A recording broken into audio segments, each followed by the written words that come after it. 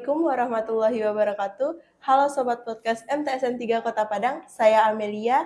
Senang berjumpa kembali dengan Sobat Podcast MTSN 3 Kota Padang. Sobat Podcast MTSN 3 Kota Padang, hari ini kita mendapat kunjungan kehormatan dari Bapak Kepala Kementerian Agama Kota Padang, yaitu Bapak Haji Edi Oktaviadi, SAG MPD, di studio podcast MTSN 3 Kota Padang. Assalamualaikum Pak. Waalaikumsalam warahmatullahi wabarakatuh, Amel. Selamat datang di podcast MTSN 3 Kota Padang, Pak. Iya. Bagaimana kabar Bapak? Sehat, Pak? Alhamdulillah baik dan sehat. Amel juga sehat kan? Sehat, Pak. Pak, sebelumnya Amel mohon izin untuk mewawancari Bapak. Iya, silakan, Mel. Dan terima kasih Bapak telah meluangkan waktunya untuk hadir di sini. Pak, tadi kan kunjungan Bapak ke madrasah ini kan sangat tiba-tiba ya? Iya, betul. Nah, kira-kira apa tuh kunjungan Bapak ke sini dalam rangka apa gitu? Oh iya, baik, terima kasih. Assalamualaikum warahmatullahi wabarakatuh. Waalaikumsalam. Sahabat podcast MTSN 3 Kota Padang dan seluruh pemirsa yang kami hormati. Alhamdulillah, wassalatu wassalamu ala rasulillah amma ba'd. Memang Amel, Bapak hari ini kunjungannya mendadak. Nah, itu memang sengaja lakukan mendadak. Ini kita lakukan adalah dalam rangka upaya cegah tangkal namanya. Cegah tangkal terhadap perilaku menyimpang di tataran madrasah dan juga lembaga pendidikan yang ada di bawah Kementerian Agama. Seperti ada pondok pesantren, ada lembaga pendidikan non formal, diniyah dan TPQ. Nah, ini kita lakukan karena begitu maraknya perilaku-perilaku menyimpang ya yang ada di Kota Padang, umum Sumatera Barat lah ya. Nah, kita harus melakukan langkah-langkah strategis agar jangan hal tersebut terjadi di lingkungan madrasah kita. Sejauh mana perilaku menyimpang di kalangan remaja di Kota Padang ini sih, Pak?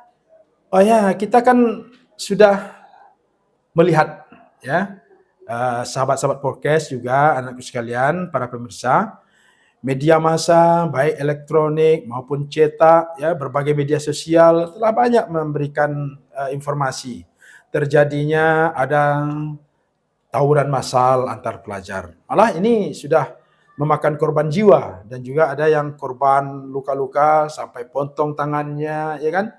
Malah di suatu kejadian kita dapat informasi dari pihak yang terkait ketika ada tawuran massal pelajar itu yang sangat beringas, mereka sudah sadis, ya. Ketika ada orang yang mencegahnya, nah, ya kan? Jangan terjadi itu. Malah orang yang melarang mencegah itu yang jadi korban. Saya dapat informasi, ya orang tua yang melarang itu sampai ditusuk-tusuk, ya. Wah, naudzubillah. Nah, ini kan sudah beringas ini, ya. Nah, ada lagi perundungan, bully, ya. Membuli, ya, kawan-kawan. Nah, ada juga terlibat anak-anak remaja itu terkait dengan narkoba, sabu-sabu, ya, sabu-sabu. Kemudian ada lagi, ya, pelecehan seksual. Nah, jadi ini bukan tataran anak-anak saja, juga terhadap guru-guru pengasuh, ya, baik guru-guru di madrasah, di pondok pesantren, siapa saja, karena potensi itu memang ada di diri kita. Kemudian ada lagi, ya, mungkin seperti anak-anak yang keluyuran malam tanpa ada balapan-balapan liar. Nah, banyak itu sebenarnya yang sudah terjadi di depan mata kita. Nah, itu. Nah Pak, tadi kan Bapak kesini melakukan razia ya Pak kepada siswa Madrasah MTSN 3 khususnya. Nah, setelah Bapak melakukan razia tadi terhadap tas siswa, sejauh mana Bapak melihat potensi di lingkungan madrasah, khususnya MTSN 3 Kota Padang ini, Pak? Iya, mantap sekali Mel. Jadi ini Mel ya, memang ini kita fokuskan seperti itu ya, agar anak-anak madrasah jangan ada yang terlibat tawuran, perlu ada sikap antisipasi. Kalau Bapak silahkan tadi kan cegah tangkal. Iya. Kita cegah, kita tangkal jangan sampai terjadi. Jangan-jangan ada di antara mereka yang terlibat dengan tawuran, membawa senjata tajam ke sekolahnya, ke madrasahnya. Ya, Bapak coba tadi. Termasuk HP juga seperti itu. Tapi luar biasa. Ya, yang Bapak ingin cari senjata tajam, ternyata yang ada itu senjata yang lebih tajam lagi. Tidak hanya menembus dunia, tapi juga akhirat. Apa itu? Al-Quran. Masya Allah. Luar biasa anak madrasah. Ya, di dalamnya itu ada Al-Quran ternyata. Sudah apa? Ada bekal-bekal apa namanya? Makanan dari anak kita. Mungkin mereka yang sampai lewat siang, mereka tidak belanja keluar, tapi dibekali oleh orang tuanya, makanan. Ya, masih panas-panas juga tadi, Bapak sentuh kan? Ini luar biasa. Jadi kita bukan mengatakan di madrasah tidak ada, potensi itu tetap ada. Tapi sejauh mana potensi itu ketika kita lakukan bersama-sama pembinaan, pengawasan, dorongan motivasi kepada kebaikan, otomatis yang buruk itu dia akan hilang. Tapi kalau kita tak pernah melakukan kebaikan, yakin kita, pasti yang buruk akan muncul. Oleh karenanya, itu tadi kita lihat, alhamdulillah, terima kasih kepada Kepala Madrasah MTSN 3, ya, dan juga kita sudah lakukan pula terhadap MAN 2, kemudian MTSN 5 Kota Padang. Ternyata juga seperti itu. Kita ingin cari senjata tajam. Ternyata yang ada itu adalah Al-Quran. Masya Allah, luar biasa. Terima kasih kepada Kepala Madrasah. Ya, jadi ini terus kita lakukan. Walaupun kondisi kita mungkin aman-aman, ya, kita tidak bisa mengatakan kita aman-aman saja. Karena di sini mereka bergaul dengan kita, tapi lepas dari madrasah mereka bergaul dengan orang-orang yang mungkin mereka temui di luar itu. Masya Allah, kita tidak tahu kita siapa temannya di luar. Oleh karena kita terus ingatkan kepada anak kita. Jadi dari yang Bapak lakukan tadi bersama guru-guru, razia itu, memang kita tidak temukan senjata tajam, tapi yang kita temukan adalah Al-Quran dan bekal mereka untuk makan siang. Termasuk juga HP. Ya, ada tadi 2 orang tadi yang membawa HP, tapi itu sudah kita ingatkan, dan itu tidak ada konten-konten, tidak ada WhatsApp yang lain, tidak ada. Tapi kita ingatkan agar mereka besok tidak lagi membawa HP Android, ya, tapi membawa HP yang cukup bisa, yang tanpa kamera itu, tanpa ada FB segala macam, untuk menelepon orang tua silahkan, apa kalau itu. Apa langkah-langkah ke depan nih dari Bapak dan Kementerian Agama Kota Padang ya khususnya, agar perilaku menyimpang di Kota Padang ini atau di madrasah, di ponpes tidak terjadi lagi nih Pak? Ya, tentu apa yang terjadi di luar sana, Amel, ya, para pemirsa, ini sebuah pembelajaran bagi kita, ya, sekaligus mengingatkan kita bahwasanya siapa saja, di mana saja, potensi itu pasti ada. Jadi istilahnya kita tidak boleh merasa nyaman di zona aman. Kira-kira kita sekarang aman, oh ternyata nanti, jadi kita perlu melakukan pertama sekali adalah menyatukan persepsi kita, seluruh pimpinan kepala madrasah, dan itu sudah kita lakukan. Bahwasanya kita di lingkungan madrasah, pondok pesantren, lembaga pendidikan non formal yang ada di Kota Padang, harus kita melakukan upaya. Nah, ini sinergi, ini komitmen ini perlu dulu.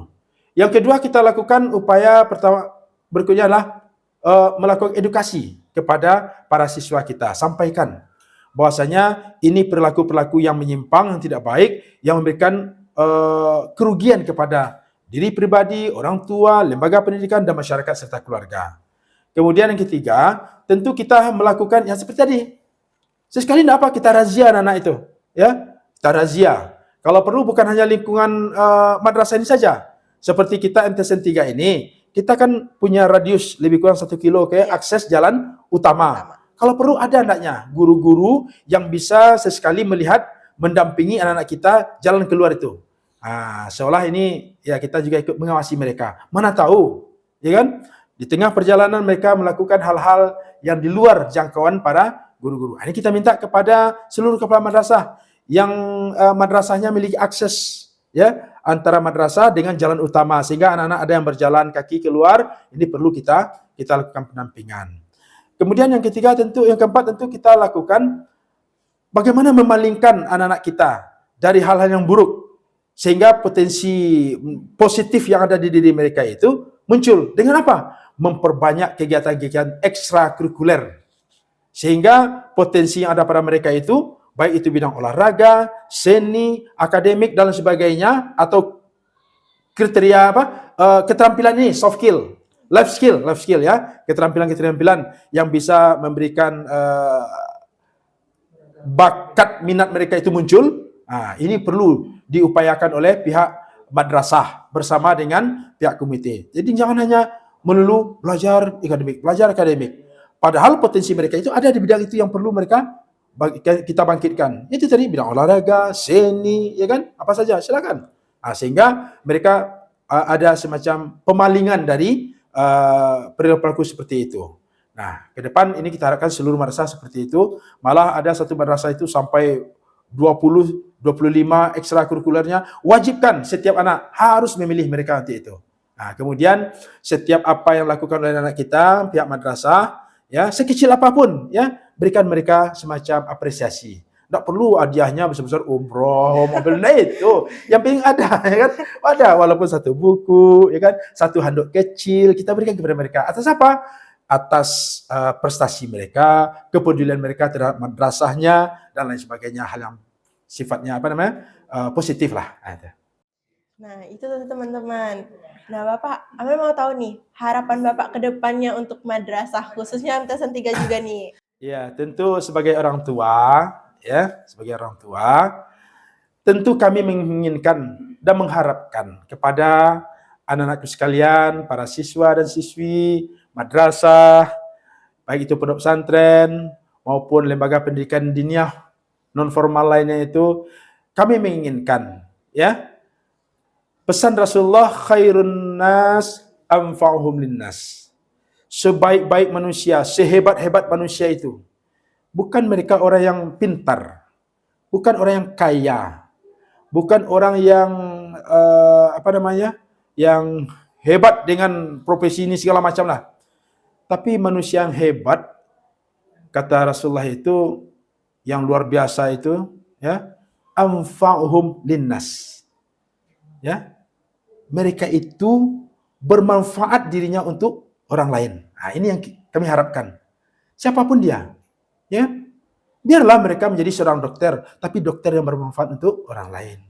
Biarlah mereka menjadi seorang pengusaha yang bermanfaat untuk orang lain. Menjadi tentara, menjadi polisi, menjadi hakim, pegawai, guru, bekerja di sektor swasta, silakan. Tapi mereka itu adalah bermanfaat untuk orang lain. Ya, nah, daripada kita menjadi gembel tapi tidak bermanfaat untuk orang lain. Ya kan? Jadi kebermanfaatan kita untuk orang lain itu adalah dengan apa?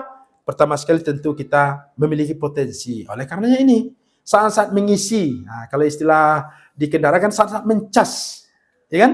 Mencas diri kita dengan berbagai keilmuan, keterampilan, ya, yang ada di lingkungan madrasah, baik akademiknya maupun spiritualnya juga, ya. Kita punya masjid, ya, kita kembangkan untuk kegiatan tahfiz, kegiatan muhadarah, pidato, ya, praktik-praktik ibadah lainnya, kaligrafi juga. Ini banyak yang bisa kita kembangkan. Olahraga kita punya fasilitas, tenis meja, voli segala macam bisa. Seni juga, ya. Nah, semuanya itu akan memberikan manfaat nanti kepada orang lain. Nah, itu harus terpatri. Tentu kita berharap kesuksesan itu adalah kesuksesan dunia akhirat. Sebagaimana doa kita, Rabbana atina fid dunya hasanah wa fil akhirati hasanah wa qina adzabannar. Kepada orang tua kami titip seperti itu pesan. Mari, ya, kita arahkan, kita bimbing, kita didik anak kita secara bersama kita dengan pihak madrasah. Agar apa?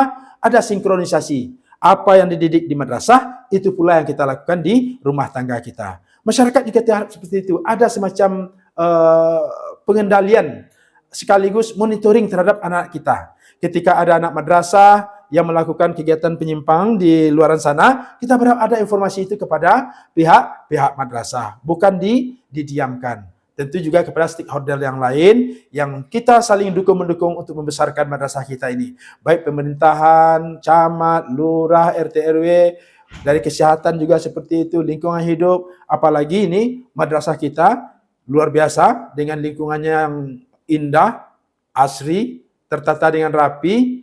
Ini sebuah lingkungan sangat memiliki potensi untuk anak-anak kita belajar beraktivitas dengan baik. Nah, itu kira-kira, Amel, ya. Oke, Masya Allah. Terima kasih Bapak atas waktunya. Sama-sama, Amel. Pertanyaannya yang sangat Masya Allah sekali, ya, Pak. Nah, Nah, untuk teman-teman semua, itu bisa tuh dijadikan pedoman sebagai kehidupan kalian tuh. Dan segala sesuatu yang kalian kerjakan pastinya harus bermanfaat untuk orang lain, ya, pastinya. Nah, Bapak terima kasih banyak, ya, Pak. Iya, sama Amel. Maka berakhir pula kegiatan kita hari ini. Semoga kita dapat berjumpa kembali di lain waktu, ya, Pak, dan bertanya-tanya kembali. Amin, insyaallah. Oke, saya Amelia menutup kegiatan hari ini. Wabillahi taufiq wal hidayah. Wassalamualaikum Assalamualaikum warahmatullahi warahmatullahi wabarakatuh. wabarakatuh.